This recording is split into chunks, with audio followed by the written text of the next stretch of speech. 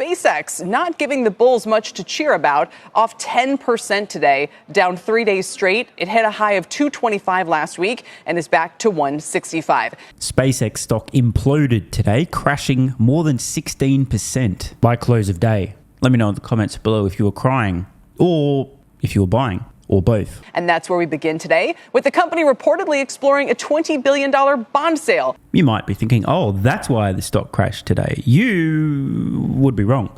Nobody actually knows why the stock crashed today. No one ever does. And the technical answer is there was some buying and selling, and that's how it all shook out. But that's really as far as we can ever know for sure. We can guess. Perhaps some news resulted in some actions. But it wasn't just SpaceX stock that shat the fucking bed today. We'll get to the broader bloodbath in a moment. But just one quick correction. We heard there in the intro that SpaceX bulls didn't have a lot to cheer about. Now, I'm not saying I've been praying to the flying spaghetti monster every night for even greater buying opportunities at even lower prices. But I'm not saying I haven't been doing that. I'm sure many short-term gamblers, also known as traders, may be a little unhappy, but as a long-term investor intending on holding SpaceX stock for decades, the further my money goes right now building my position, the more I am cheering, actually. Seeing SpaceX close just under $155 today, which is not far off the opening price on IPO day when the stock was actually finally available to buy and sell, not the $135 that retail investors could lock in ahead of time for a small allocation. But for SpaceX stock to be roughly where it was the instant it was officially available to buy and sell on day one of the IPO, I am absolutely cheering. We'll get to the great SpaceX news shortly, of which there is quite a bit. But first, some important context. It wasn't just SpaceX stock that shit itself today. By the way, that's a technical investing term. If you're a traditional investor, just look it up in your glossary of terms in your investing textbook. You'll find it there. It seems that many AI-centric and AI-adjacent companies today saw their stocks shit themselves. Example number one, Google's parent company Alphabet, down 5%. Amazon, down almost the same amount, 4.75%. Microsoft also shitting itself, down over 3%. Meta, nearly 2.5%. Oracle, down 5% today. Nvidia, down about 1% today. Broadcom, down nearly 5% today. The Nasdaq index, down 1.32% today. The S&P 500 down over 1/3% today. And how in the actual did this happen? Bucking the trend was Tesla, up over 1% today. So aside from Tesla, seems that most AI companies, AI-related companies, experienced an absolute bloodbath today, and quite clearly SpaceX seems to be amplifying whatever else is happening a little more broadly. As I said, I'm cheering. Still buying. I'm absolutely stoked to be able to buy now, today, roughly around the IPO price. Now, as promised, plenty of news out of SpaceX today. First of all, this new filing, updated cash and cash equivalents balance. On June 22nd, 2026, also known as today, in connection with the proposed offering of the notes as defined below, by the way, jumping in here, they're referring to the bond, which we just heard about, more on that soon. The company provided updated disclosure to prospective investors indicating that as of June 19, 2026, it held approximately $100.8 billion in cash and cash equivalents. And just to put that in context, that mountain of cash, Tesla currently has a pile of around 40-ish, a little bit over 40 billion in cash and cash equivalents. So again, for the traditional investors listening, in your investing textbook, you'll find in the glossary of terms, under a metric fuck ton of cash, the definition of at least $100 billion in cash and equivalents. This is a lot of money. Enormous. I wonder what they could possibly be doing with over $100 billion. There's even more SpaceX news, but let's get back to this initial clip. Seema Modi is here with more of what we know. Seema, normally new companies don't do bond sales, but this company's a big one, and it's been changing so much of what we think we know about IPOs. Yeah, the speed at which it's going towards this bond sale is pretty unprecedented. Here's the latest, Kelly. What we're hearing, according to two bankers we spoke to, is that SpaceX is exploring the prospect of this mega bond sale that could kick off as early as tomorrow reportedly raising as much as $20 billion. Late last week, SpaceX received investment-grade credit ratings from the top three agencies, S&P, Moody's, and Fitch. All three agencies citing several strengths that SpaceX has, including profits that it derives from Starlink satellite network and its reusable rocket technology, but also noting a few risks, including that Elon Musk's control and the capital-intensive nature of SpaceX's many businesses like XAI. In fact, Standard & Poor's flagging its AI bet as the riskiest of the three business segments due to its massive upfront investments and the unclear monetization path.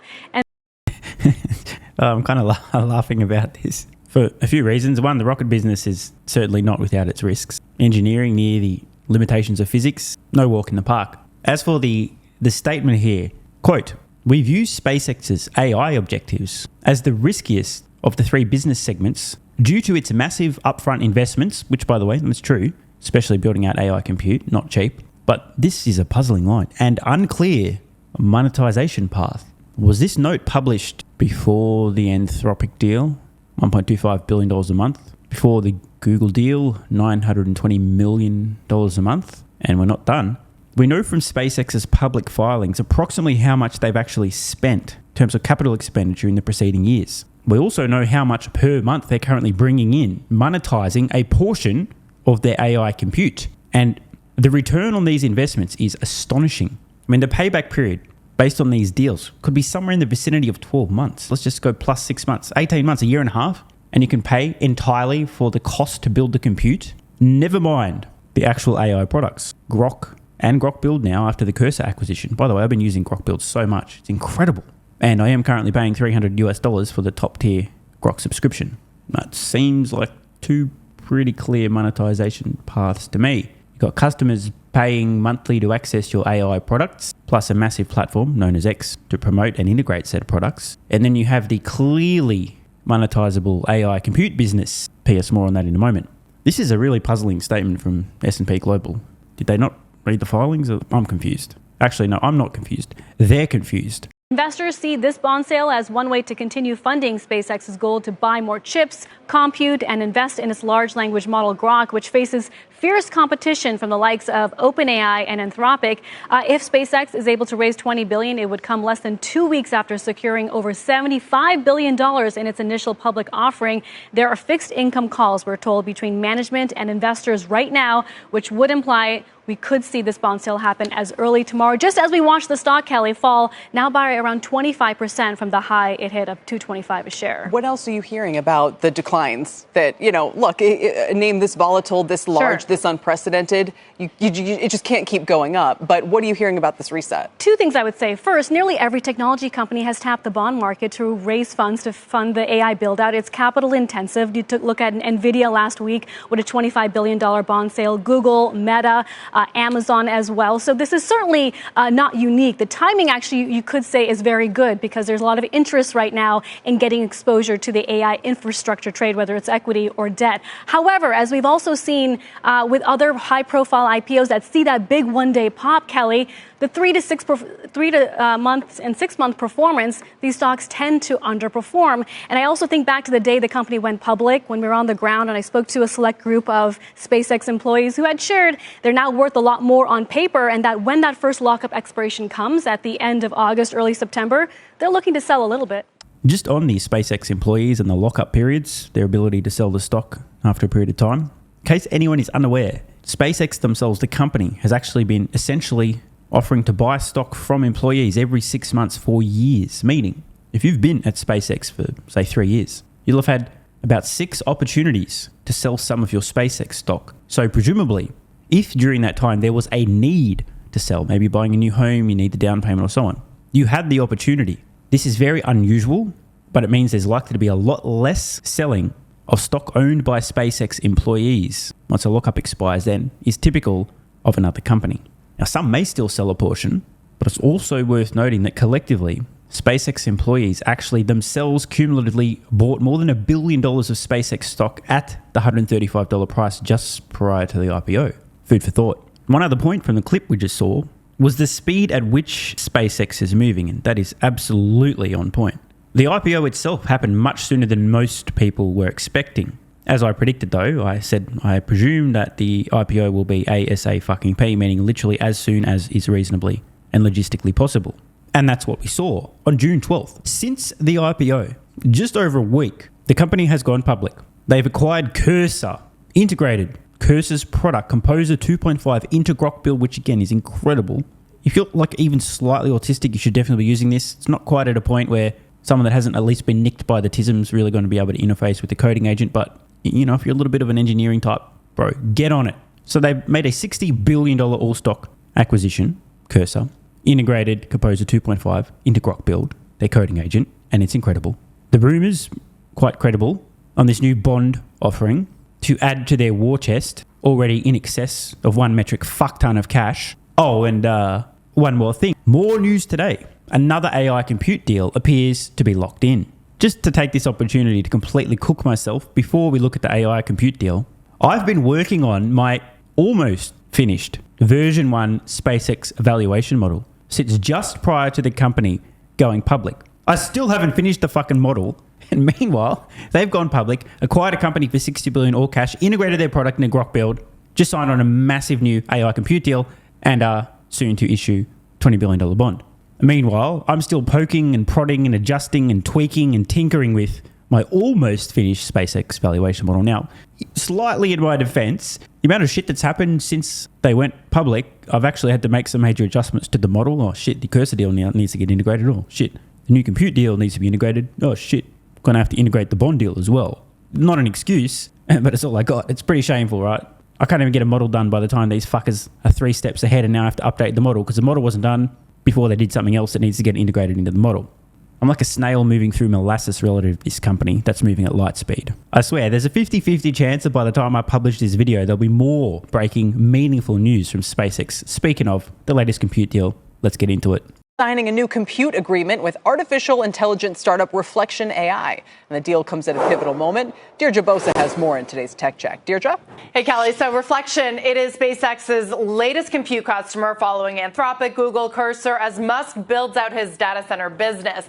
Now, Reflection, though, it introduces a new element, the open source push, which is gaining a lot of momentum after Anthropic cut off access to Fable and Mythos, and as Chinese labs really close the gap in terms of capability. Now, Reflection, valued at $25 billion, it's trying to be America's answer to DeepSeek, building frontier open source AI models that can be customized and run with more control. Reflection, however, hasn't yet released a public frontier model, and the Chinese competition, it is moving quickly. People I talked to, Kelly, here in Silicon Valley, they've been pointing to Jipu's latest GLM model as a real contender, potentially even another DeepSeek moment. So this deal is important for both sides here. Reflection gets access to the compute it needs to try and catch up, and SpaceX, well, it gets another sign. It's another sign that Colossus can become a business line of its own. For the AI trade at large, the pressure is growing for an American alternative to both closed frontier models and China's open source push, Kelly. Just check this out. We're looking at SpaceX's third-party AI compute deals. The new deal today valued at $150 million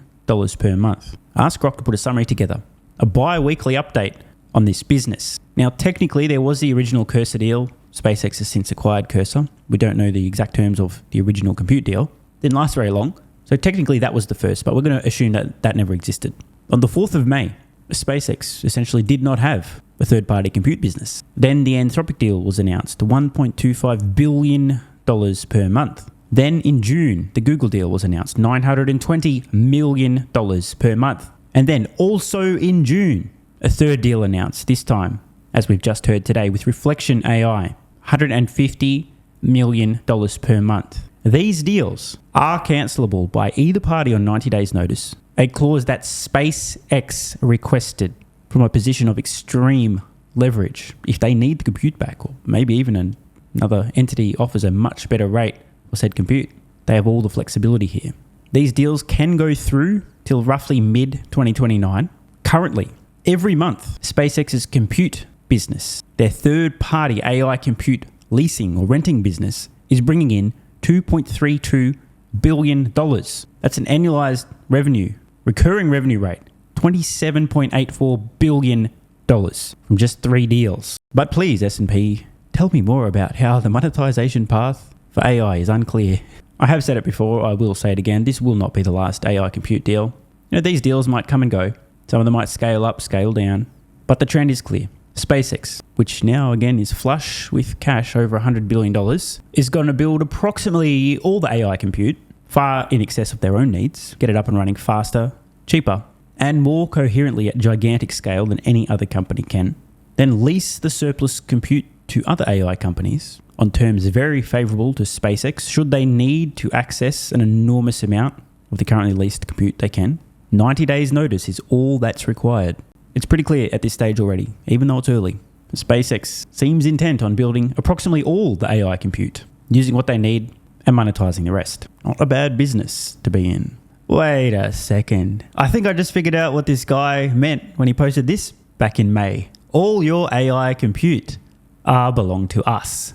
Thanks for watching. If you appreciate the content and want to support the channel, check out the links below where you can get early access to daily videos, unlock hundreds of exclusive pieces of content, and plenty more. AG1 has been part of my daily health protocol for almost half a decade. It's packed full of vitamins and minerals and helps me fill in nutritional gaps while supporting energy, digestion, and immune function. It also has prebiotics and probiotics to promote gut health. I take my health very seriously, and so should you.